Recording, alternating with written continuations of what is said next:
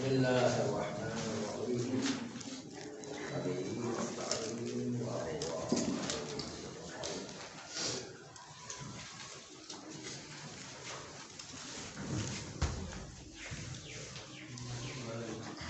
اخبث الکسب کسب الربا، خبیث ترین کمانا سود کے ذریعے سے کمانا ہے۔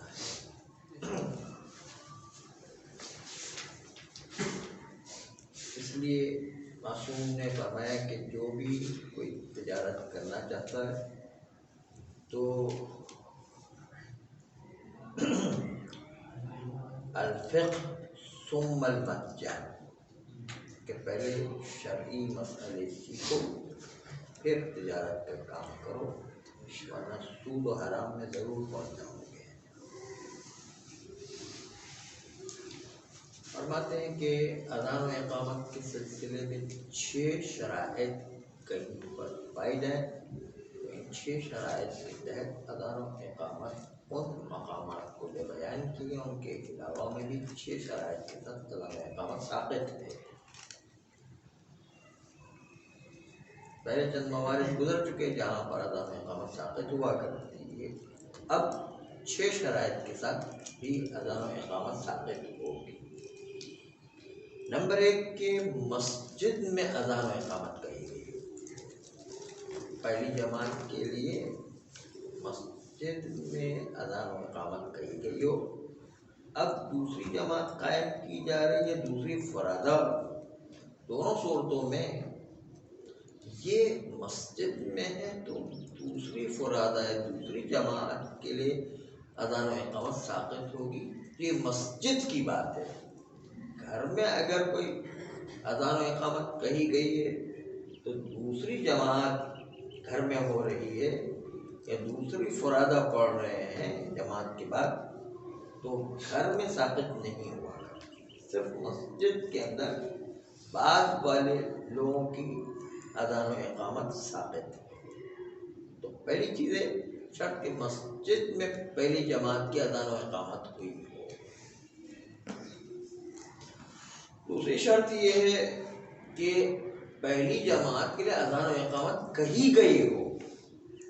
اگر پہلی جماعت کے لیے اذان و اقامت کہی نہیں گئی ہے، ایسی انہوں نے نماز جماعت پڑھ لی ہے، تو پھر بھی دوسری جماعت والوں کے یا دوسرے فرادہ پڑھنے والوں کے لیے اذان و اقامت ثابت نہیں ہوگی۔ پہلی جماعت کے لیے ضروری ہے کہ اذان و اقامت کہی گئی ہو تو دوسری کے لیے ثابت ہے۔ تیسری بات یہ ہے کہ تیسری شرط یہ ہے کہ پہلی جماعت باطل نہ ہو گئی ہو۔ اگر پہلی جماعت باطل ہو گئی ہے تو دوسری جماعت جو ہے اس کے لیے اذان و اقامت کہنا پڑے گی۔ پہلی جماعت کی جو اذان و اقامت کہی گئی تھی وہ جماعت ہی باطل ہو گئی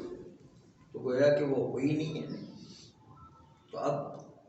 دوسری جماعت والوں کو پہلی جماعت باطل ہو جانے کی صورت میں اذان و اقامت کہنا پڑے گی، اس کو استثناء اور ساقط نہیں قرار دیا گیا ہے۔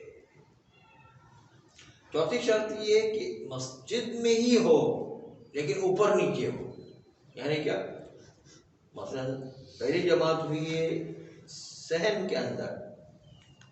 یا مسجد کے ہال کے اندر، دوسری جماعت والے پڑھنا چھت کے اوپر،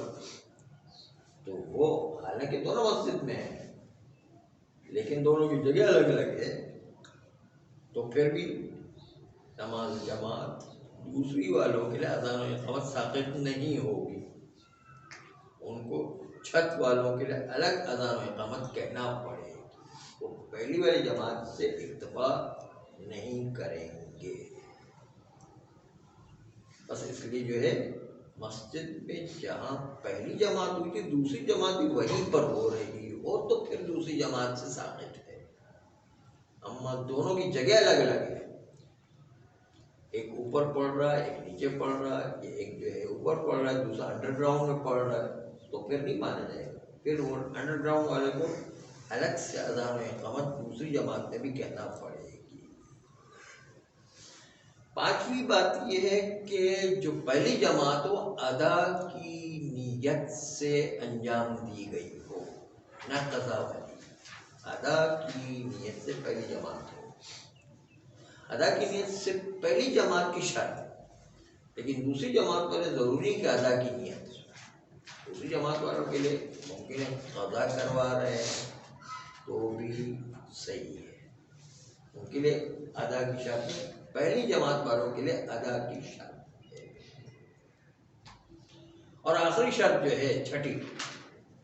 وہ یہ کہ ایک جیسا مشترک وقت ہونا چاہیے دو جماعت کے درمیان۔ یعنی اگر پہلی جماعت والوں نے ظہر کی پڑھی ہے تو دوسری جماعت والے بھی ظہر کی پڑھی، پہلی جماعت والوں نے عصر کی پڑھی ہے تو دوسری جماعت والوں نے بھی عصر کی پڑھی ہے، یا پہلی جماعت والوں نے ظہر کی پڑھی ہے دوسری جماعت والے عصر کی پڑھی،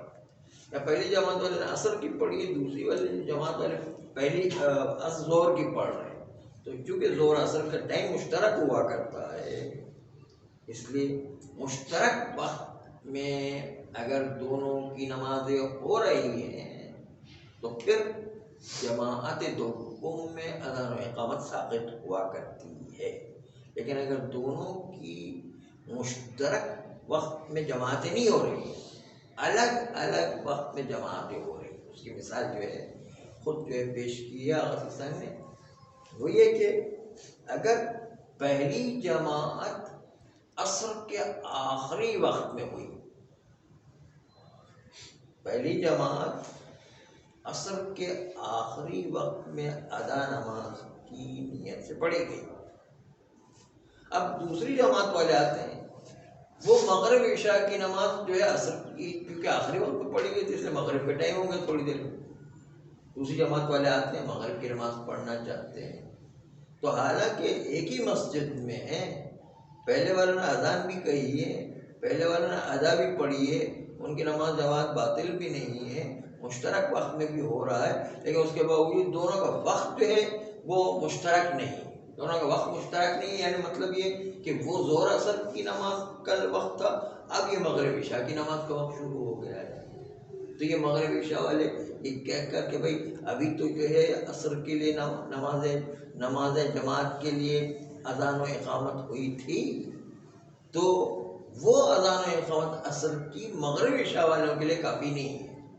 ان کے لیے الگ سے جو ہے اذان و اقامت کہنا پڑے گی، کیونکہ دونوں کے وقت مشترک نہیں،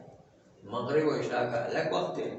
ظہر عصر کا الگ وقت ہے، دونوں کا مشترک وقت نہیں ہے، اس لیے بھی جو ہے وہ جماعت